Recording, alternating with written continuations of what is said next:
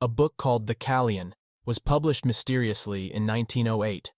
The mentioned authorship, The Three Initiates, was three unnamed men who discovered the teachings of the ancient master Hermes Trismegistus, who lived in prehistoric Egypt and was associated with the figure of the god Thoth.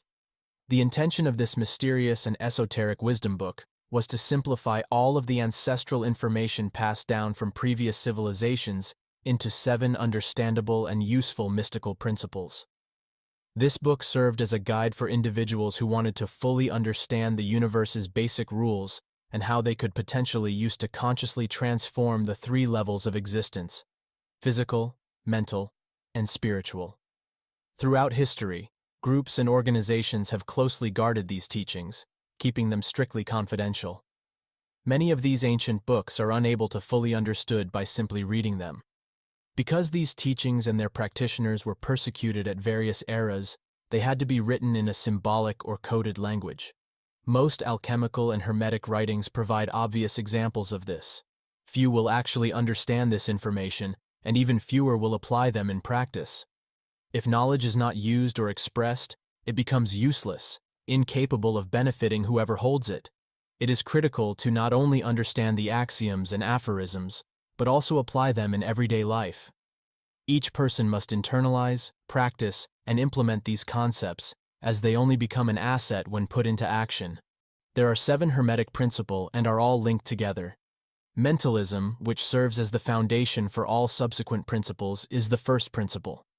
If we start off with the belief that the universe is a mental creation and that everything is created in the mind of the All, then all creation must start in the mind. Another theory revealed in the Kybalion, the idea of correspondence, states that we can create with our minds in the same way that the All does. The principle of correspondence states that there is always a link between the laws of phenomena on different levels of existence, as above, so below, as below, so above. It shows that there is harmony between the physical, mental, and spiritual worlds. However, there is a structure in which the subtle gives way to the dense, and the spirit organizes and generates matter. This is consistent, or better connects, with the principle of vibration, one of the 7 principles. This principle claims that everything is in motion and nothing remains stable. It explains the differences between the numerous manifestations of matter, force, consciousness, and even spirit, from which everything originates. The spirit's vibration is so great that it can almost be believed static. It's like a wheel spinning so fast that it appears unmoving. At the other end of the scale, we discover forms of matter that are extremely hard and have so low vibration that they appear to be resting. As above, so below, from the very essence of the All, whose vibration is enormous, all creation radiates, vibrating at various levels. Matter originates at lower levels or frequencies. All of this confirms the complex and sensitive character of reality. Understanding these axioms reveals that whatever we see in our physical existence is the result of a mental or spiritual vibration. To influence and change our surrounding and the physical world we think about, we must alter the nature of our thoughts and minds, as well as our vibrational condition. The principle of polarity, one of the 7 Hermetic principles, can change your mental vibrations with willpower. Deliberately focusing on the desired state draws attention, which affects the vibration. To eliminate a negative mental state, apply the principle of polarity and focus your attention toward the opposing pole of the one you want to suppress. This is one of the most effective Hermetic formulations. The principle of polarity functions on a vibratory scale with varying degrees, ranging from positive to negative, with the positive being higher than the negative. A mental state and its opposite are merely 2 poles of the same thing, which can be reversed by mental transformation. If one feels dread, it is pointless to try to repress it. Instead, one should grow courage, and the anxiety will vanish. Consider this example. If you want to stop being ignorant, you can't just erase it like a word on a whiteboard. Ignorance fades as you gain knowledge. It is similar to removing darkness from a room. Simply turn on the light. To get rid of a negative characteristic, concentrate on its positive pole. The vibrations will gradually shift from negative to positive. The mind, like metals and elements, can change degrees, states, poles, and vibrations. Mastering polarity requires mastering the principles of mental transmutation, or we call it alchemy. To improve the environment around us, we must first master the technique of mental transformation. However, we must also examine one of the 7 principles, the principle of rhythm. This principle is closely associated with the principle of polarity. Where there is action, there will be a reaction. Where there is advancement, there will be retreat. Wherever there is rise, there will be down. This law applies to everything, including suns, worlds, animals, mind, energy, and matter. It manifests itself in the creation and destruction of planets, the rise and fall of nations, life and death, and ultimately, the mental states of people. Even while the universe is constantly seeking balance, we are not compelled to remain in negative states.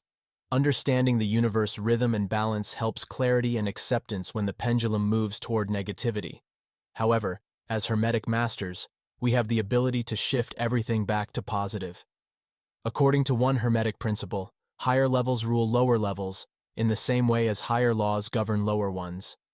Polarization is a technique for minimizing rhythm. Awareness lives on both higher and lower levels, and by mentally climbing to the higher level, the mastermind forces the mental pendulum to move on the lower level, while staying unaffected on the higher level, liberating their awareness from the counter-oscillation.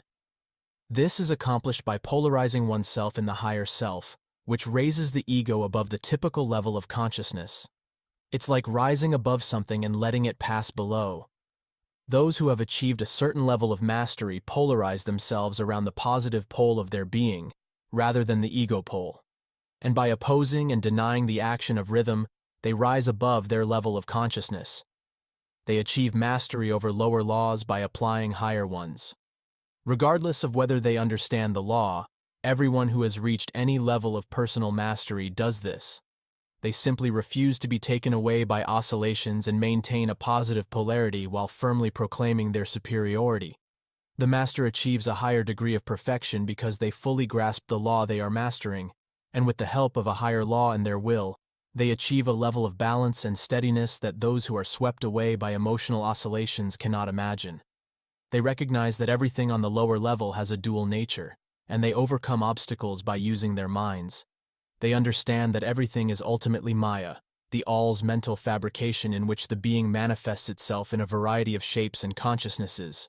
They also understand that they are a creation of the all, not just a portion of it. They are fundamentally divine, a fractal of the all or the source, an everlasting spirit manifested in this material existence to evolve, experience, and remember itself. They understand that, using the concepts of fractality and correspondence, they have the ability to build and mold their own reality with their minds. The notion of the universe's mental or spiritual character underpins the teachings of several masters in ancient cultures, including Hinduism, Buddhism, Hermeticism, and even Jesus of Nazareth. If the universe is mental, it is obvious that mental transmutation must modify and transform the universe's conditions and phenomena, and that the mind must be the most powerful tool we have for influencing these phenomena and transmuting our existence.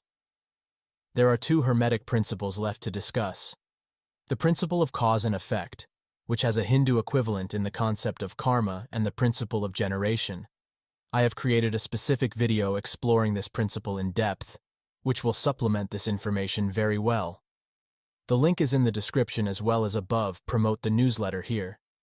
It is frequently misunderstood and underrated, but these principles may hold the key to unlocking the actual manifestation of the things we desire or need. Understanding and utilizing these principles may be the critical component that completes the cycle of all mental and physical creations and transmutation. As we end the teachings of these principles, I will see you in the next chapter.